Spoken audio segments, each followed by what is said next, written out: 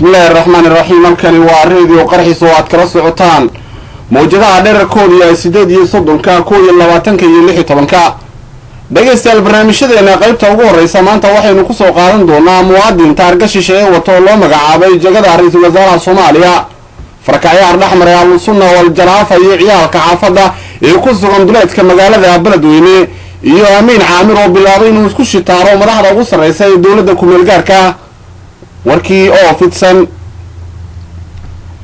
muwaadin taargada dalka Mareykanka wata ayaa loo magacaabay jagada ra'iisul wasaaraha Soomaaliya muwaadinkani ayaa la doonayaa in la horgeeyo baarlamaanka wajiyo xun xaruntooda magaalada Muqdisho xiriireen uga sameeyay baarlamaanka wajiyo xun ayaa inoo sheegay in ay ku xumeyn doonaan isla markaasina uusan heli doonin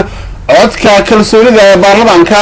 manaha markii ugu horeysay muwaadin taargashish ee wato loo magacaabo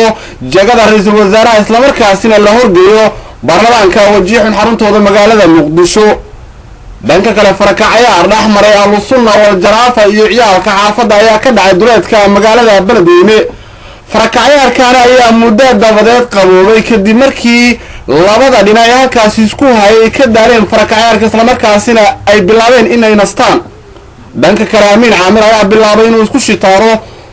madaxda ugu sareysa ee dawladda ku meel gaarka ah kadib markii uu soo saaray sawirkan ma aha markii ugu horeysay uu isku shitaaro madaxda ugu sareysa ee dawladda ku meel gaarka ah waxay ahayd horaantan bishan markii uu isku shitaaray madaxda ugu sareysa ee dawladda ku meel gaarka isla markaasina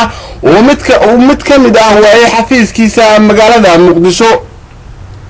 dhageystayaal barnaamijkeena qaybta dambe waxaynu ku soo qaadan doonaa macallin tahriibay isla markaasina ku geeriyooday xeebta Cadan